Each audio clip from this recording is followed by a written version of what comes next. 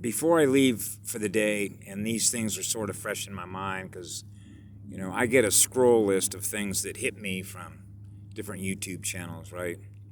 And all I got to do is look at the same stuff that's all fear-based shit, right?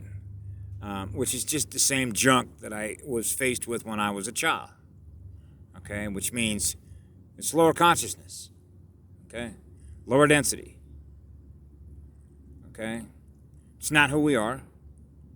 I'm an eternal light being, eternal spirit, an energy charging station, okay? Wherever the light is being lost, and I'm experiencing a loss of what I am, of everything I give love to, then we got to restore it. That's who we are. Now, for me, that's pretty simple, okay? So there was a couple last things that I wanted to share with the cosmos, because that's what I do, okay?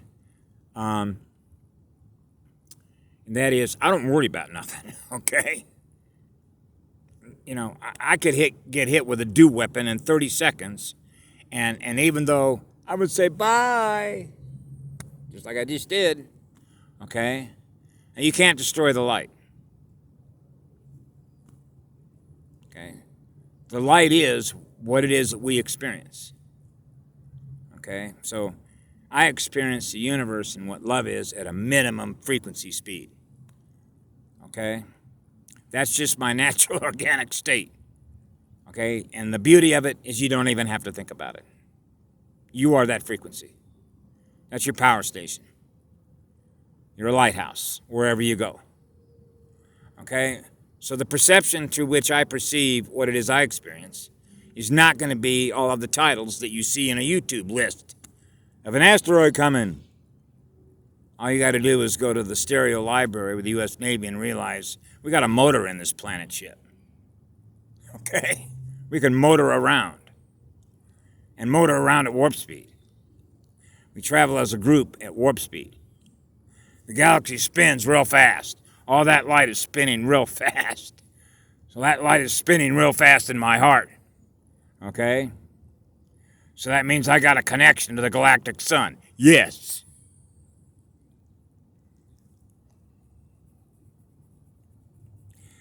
That's through one heart, to another heart, to another heart. Man, you're going through a lot of vortex tornadoes. Yeah, of course, that's a lot of light, that's a lot of love. That's going real fast.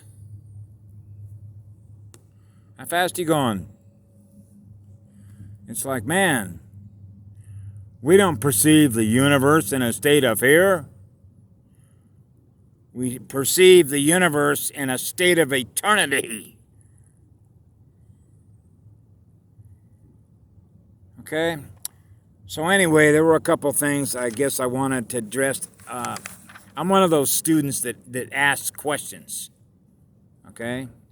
Constantly asking questions like, how much light are we using to be aware of everything that is possible that love creates? That's a question. Other questions like, how much light is required to bang out another universe in which no unit of consciousness,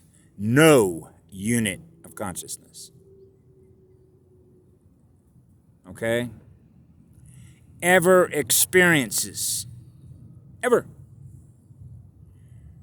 okay, any waveform communication in which it becomes aware of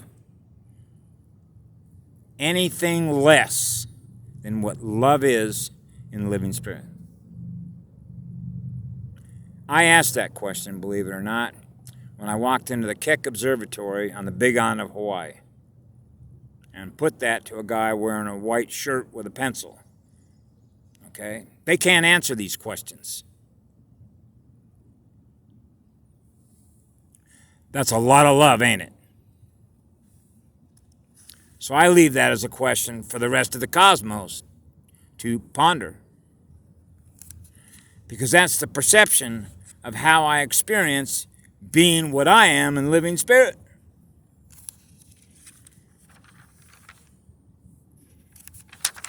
So I thought about two things before I left for the day that I wrote down yesterday, and that was I want to make sure that I talk about law enforcement because when I worked in fire for 23 years, both as, well, let me put it this way, both as a public person or public capacity, as a public officer, if you will, as a firefighter, a medic, all the different jobs that I worked, whether I was working with the County of Orange Fire, which was part of CAL FIRE, whether I worked for the state, whether I worked with the federal government, right? I worked as a federal firefighter with the Department of Defense, right? Which is where I ended up having a top secret security clearance because, we got WMD, weapons of mass destruction there. So I had a lot of training through the EOD, which is Explosive Ordnance Disposal, which is the U.S. Navy, what are known as EOD teams.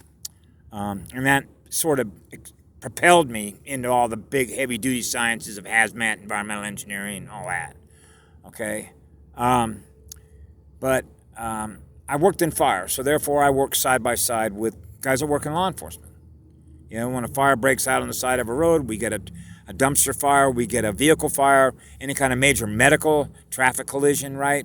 Now, the police are going to show up, the highway patrol is going to show up, and they're going to manage the scene for us so we can do our job. So I've worked with a lot of law enforcement guys, okay? And so naturally, we read the energy of the beings that are wearing the uniform. And it doesn't matter whether you're wearing a fire department uniform or a law enforcement uniform. I've worked around a lot of very low-frequency energy beings that don't have a lot of empathy, don't have a lot of love in their heart, okay? And come into that job basically as the same kind of what I call carrot and a stick, okay? Which is like, you obey me, okay?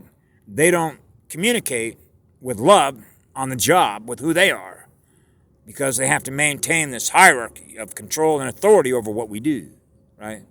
Okay. So you sort of have to parse all that when you realize that, you're a love energy being and I'm being treated like that, okay? So you understand the hierarchical nature of a militaristic sort of command structure that you're working within, but you're there because you love life.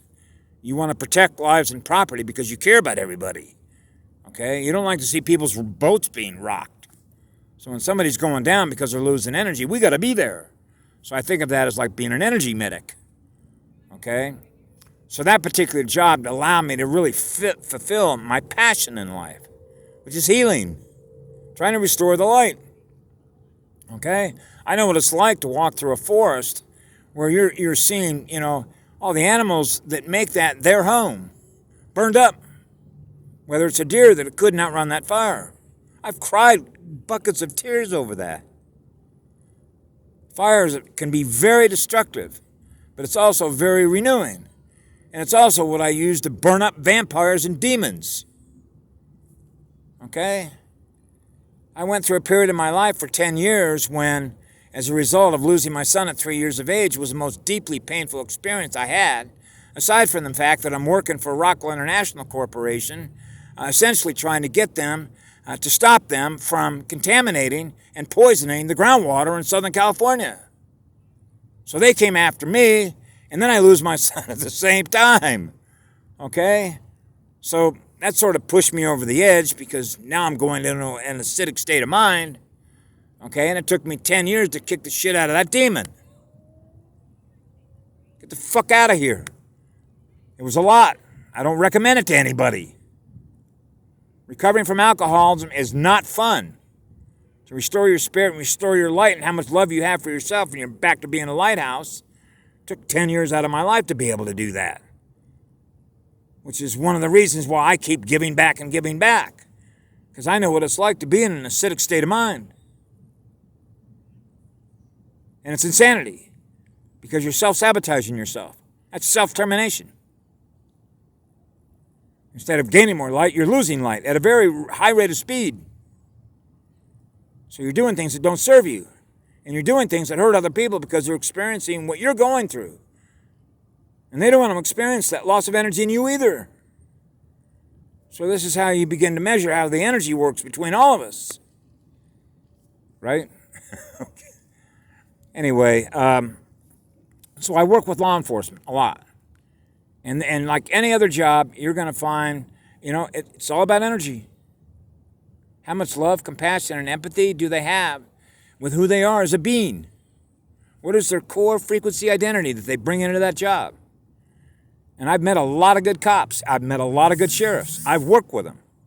Okay? I take my hat off to any guy who's willing to work within an environment in which it's heavier density, and they're willing to basically put themselves out there where the risk in what they do every single day is risking their life. I know what it's like to risk your life. Okay? So they do that. Okay? So I admire what they do and what they're willing to do.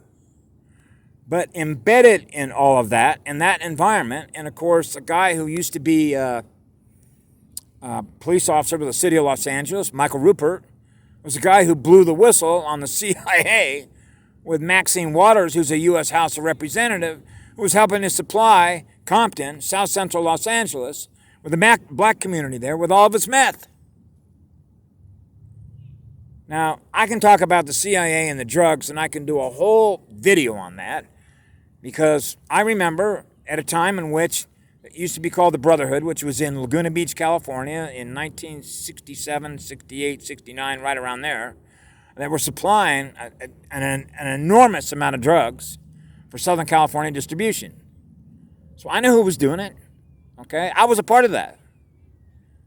Okay? I was collecting data and realizing I'm a part of that. I realized in real time exactly why they're doing it. Because when you have a built-in looking glass on an event horizon timeline, you already see the future of why they're doing what they're doing right now, and the ultimate outcome of all that is why you see all that violence in black communities. Okay? Because it never used to be like that. So what changed? Well, first of all, they had to implode the family. Okay? Disintegrate it. You know, essentially what they do is listen, they throw the sink at you. Everything that they do, everything that these predators do on this planet, not just through every single one of their corporations and their public school institutions, everything that they do that represents their state of consciousness is designed to keep you in perception range of who they are, which means keeping your density down. That means they got to do everything they can to make sure that they're draining the shit out of your energy all the time. So they not only use technology, they use every which way but Sunday to do that. They don't want human beings on this planet, Homo sapiens sapiens, if you will, to be happy and joyful. That's not what they do. Okay? That's the last thing they want you to feel. Okay? Which means that's empowerment. That's self-empowerment. When you are feeling what love is through your heart, you're more powerful than they are, and they know it. And that's exactly what they fear. It's self-empowerment. Because when you got your freedom back, when you got your love back, and that's what you're feeling through your heart, you're not in any fear anymore, because love is a frequency. And that frequency is the absence of a fear frequency. Because fear is a frequency too. It's a longer wave. It goes slower through the universe. So if you want to get your speed up, get your frequency up, feel what love is in your heart again, you realize how much power you really have. Because now you're running on the power of that much light. Now you're aware of a much bigger universe that they are not aware of. So you're raising your consciousness, expanding all that light in which you're aware of far more stuff. They don't know how to do that. Tunnel vision versus panorama vision. That circle of light and everything else that you're aware of in that galaxy that's spinning like crazy, you're aware of everything that's in there. Imagine you're aware of everything that's in every galaxy. Imagine you're aware of all the light that represents Laniakea. Imagine you can go anywhere you want to go throughout the entire cosmos. Remember, jumping tall buildings at a single bound, faster than a speeding bullet? They all have symbolic messages of how energy works, waveform communication works. So this is where the cops, law enforcement, and then the people that live in communities where law enforcement exists are hitting what I call inverted. It's inverted. Because on the one hand, if you are what love is, you don't really need law enforcement, do you? If you're in a state of love and joy, then nobody has to worry about your behavior. You don't need a cop. You are the rule book. Okay? So then you have the other part of that is, well, wait a second, we got predators here. We need guys to look out for us in order to keep us safe. Yeah, but here's the deal. Those guys that you think are keeping you safe are getting paid by the very beings that want to keep you down in a state of fear. So they use the cops to do that with, against you. Okay? So I know when cops go into these jobs, they know that. If they're aware of that, and they should be, then they become a part of the same system and realizes, hey, money is power. All the guys that are paying my check got a lot of power. I have more control over my life. I can pay my way out of anything when I have more money than everybody else. So if I'm a police officer, guess what? And I make a bust, and all of a sudden I come across 40 pounds of cocaine. Shit, brother. That's a lot of power. That's a lot of temptation. So when you realize that that badge is going to protect the criminality of what you just did, wow, I got a license to fucking do anything I want. And I can hide behind a fucking badge and do it. And they do. And then you got guys within the same force that realize that's not what I signed up for. So you got good guys and bad guys in the same organization. So this is why when you go through all of these agencies in the United States government, state government, local government, you got a mixture of both. So when Trump talks about draining the swamp, well, I perceive that on sort of a higher level than that, which is like getting rid of all the predatory energy. How are you going to convert what was programmed to live in a state of fear back to becoming in a state of love and living spirit? So we change the equation around, raising the consciousness on the higher planet. How are you going to do that? So nobody's living in any fear anymore. How long does this planet have to live with a police force in order to, if you will, tell everybody that's out there, you got to behave or you got to deal with me? Okay? What happens if you have a city mayor that doesn't run on love energy and instead is living in fear of the universe? No, I want to control everything. Okay? So now you have to measure the frequency distributions by all the different beings that occupy all these different positions within all of your political system. That's why politics for Indians doesn't work for us. It's just like, I got no use for that shit. Okay? I'd rather go live in a treehouse and be with my family and my children and a tribe, okay, hanging out on the planet and always providing lighthouses, okay, and enjoying what it's like to feel the great living spirit that is in this planet, and to be the stewards and the groundkeepers here, to keep the peace. Because it's her classroom. So I realize for a lot of people this is going to be somewhat difficult to sort of perceive how the world works that way, when all they've ever known all their life is the reality that they live in, that they see crashing and burning around them. That means that the old world that they kept in memory about how that worked is ending. It's crashing and burning. So out of those ashes rises what? A phoenix? The light rises, which means the consciousness is going to rise. We're going to make America great again. Sort of the problem with that is like, are we going back in time? When was it ever really great? Well, it depends on how you want to compare what you consider to be great in terms of all the experiences you've ever had while you've been here living in this country. The greatest window of time that I had about when I thought America was great was all the Americans that served during World War II, and when they came home after believing that they ended all the wars never ended. And the people that were running the same wars then were running the wars then and now. Okay? Because that's how they make so much money. Okay? They make a ton of money. They don't make things that are for the benefit of humanity. They don't put all of their consciousness energy into developing things and discovering things that they can bring out and say, look what I just discovered. Let's share it with everybody. They don't do that.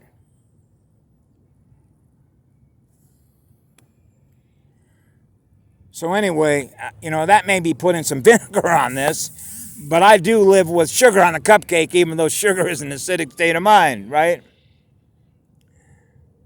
So what's happening, I know this, is that there's so much light in here because I watched it all come in here through the sun gate, and you got a new Merkaba, okay, female Merkaba. All these things didn't happen in order for things to remain the same. Nothing ever remains the same.